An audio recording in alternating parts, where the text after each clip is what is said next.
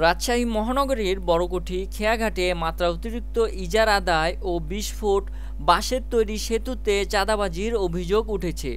এই অপকর্মের সাথে প্রকাশ্যে জড়িত রয়েছেন শের আলী এবং নৌপথ্যে রয়েছেন ইজারাদার মোহাম্মদ আবু বক্কর কিনু, এমনই অভিযোগ স্থানীয়দের। বাংলা ১৪৩১ সন মেয়াদ পর্যন্ত ৯.৫ লক্ষ টাকা দিয়ে ইজারা নিয়েছেন ইজারাদার কিনু। পদ্মা নদীর চর এলাকার বাসিন্দারা শহরে আসার জন্য এই খেয়াঘাটের নৌকা ও বালিপথ ব্যবহার করে থাকেন। ইজারা নির্ধারিত টোল চার্টের তথ্য অনুযায়ী জনপ্রতি ও সবজির প্রতি ১০ টাকা চার্জ উল্লেখ থাকলেও নেওয়া হচ্ছে ক্যারেট প্রতি ৬০ থেকে ১০০ টাকা, এবং এই ৬০ থেকে ১০০ টাকা টোল শুধুমাত্র একবার তোলা হয় না, বরং ঘাট ও বাঁশের তৈরি সেতুতে দুইবার করে চাঁদা নেওয়ার অভিযোগ উঠেছে, যা প্রকাশ্যে চাঁদাবাজি বলে মনে করছেন স্থানীয়রা। এ ভাই, পার হওয়ার জন্য কয় টাকা নিল? 10 টাকা। হ্যাঁ, এটা নিল 30 টাকা। 30 টাকা। আল্লাহ, তুই কয় টাকা? ভাই, আপনার নাম? আমার নাম হুট্টু। আপনার বাড়ি কোথায়? আমাদের বাড়ি মিজানুর। আপনার এই মালগুলো কোথায় থেকে নিয়ে আসছেন? এটা খানপুর চর থেকে। কানপুর চর। ওটা আমাদের বাংলাদেশ। আচ্ছা আচ্ছা। আচ্ছা, এই যে মালগুলো যে আপনারা পারাপার করছেন এই ঘাট দিয়ে, তো এখানে কি হিসেবে টাকা নেয়? আমরা ১০০ টাকা ক্যারেট নিই। ১০০ টাকা ক্যারেট? ক্যারেট। এটা আপনারা নেন? হ্যাঁ, আমরা নিই। আর যারা যে মানে কেজি হিসেবে না ক্যারেট হিসেবে? না, ক্যারেট হিসাবে। ক্যারেট হিসেবে। আচ্ছা, এই যে এখানে দেখছি যে মানুষ যাতায়াত করলে 10 টাকা করে নিচ্ছে, আপনাদের ভিন্ন যে? আমাদের কোনো না, আমাদের ওই ঘাট হিসাবে আমাদেরকে ফ্রি দেওয়া আছে। এটা কোনো আমাদের লাগবে না। ও আচ্ছা আচ্ছা, মানে যাত্রী হিসেবে লাগবে না, কিন্তু মালামালের জন্য আলাদা হ্যাঁ, দাম হ্যাঁ, দেওয়া ওটাই। আছে। এক ক্যারেট প্রতি কত? 100 টাকা। 100। আচ্ছা, এক ক্যারেটে কত কেজি মাল থাকে? 110 হয়, 100 কেজি হয়। এক ক্যারেটে 110 কেজি? হ্যাঁ, 110 কেজি হয়, 100 কেজি হয়, 115 হয়। আচ্ছা, এই যে আপনার পিছে যে ভ্যানটা গেল, জি। ভ্যানে কয় টাকা নেওয়া হয়? ওটা সব 100।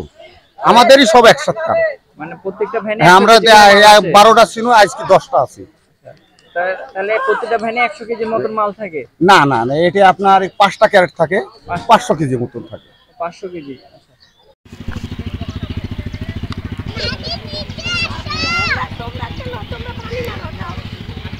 ভাই, আপনার নাম? মানিক।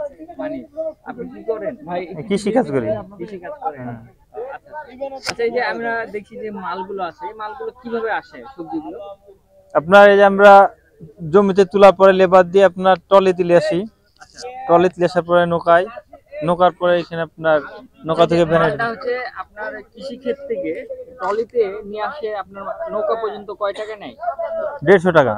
দেশের কি হিসেবে নেয়? আপনার একটা বোঝা 150। একটা বোঝা 150?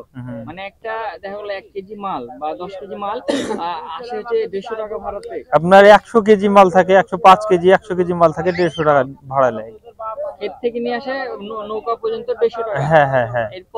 এরপর সেই নৌকাতে আসার ভাড়া কত নেয়? নৌকাতে 50 টাকা নেয়, একটা 100 কেজির বোঝা 50 টাকা নেয়। 50 টাকা। আর এই ঘাটে কয় টাকা ভাড়া নেয়? ঘাটে 60 টাকা নেয়। 60 টাকা নেয়।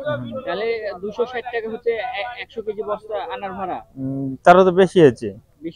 150 আর 50, 200। হ্যাঁ, 260 টাকা। হ্যাঁ, 260 টাকা হয়েছে। আচ্ছা, এই আমাকে একটু জানাবেন যে এই যে মালগুলো, তারপর আবার লেবার খরচ আছে। লেবার খরচ কয় টাকা? একটা লেবার ধরেন যে 2-3 বোঝা তুলবে, ওটা আপনার 500 টাকা। 500, মানে ওই 100 কেজির বস্তা ধরেন যে 3 তুলবে, 200 কেজি কয় টাকা নেবে? 200 কেজি তুলবে। 200 কেজিতে আপনার ওই 200 কেজিতে 500 টাকা নেবে। 200 কেজিতে 500 টাকা। আচ্ছা, আপনি একজন কৃষক কত কেজি মাল দৈনিক নিয়ে আসে? এটা তো আপনার এক রেট হবে না। জমিতে যেরকম মাল থাকে, লেবার যেভাবে লাগাবে সেভাবে মাল উঠবে। জমি যদি বেশি থাকে, লেবার বেশি হলে বেশি উঠবে, আর জমি কম থাকলে কম আসবে মাল। এই যে আপনাদের যে যাতায়াত যে খরচটা, এটাতে কি আপনার পরবর্তীতে সবজির দাম দেখি কমে বাড়ে, এর কি লাভ থাকে আপনাদের? না, সময়তে লসও যায়। একটা ক্যারেট আপনার লেবার দিতে যদি আপনার 700 টাকা পড়ে, আর যদি আমি বিক্রি করি 500 টাকায়, তাহলে তোমার ঘর থেকে লস যাবে, এরকমও হয়।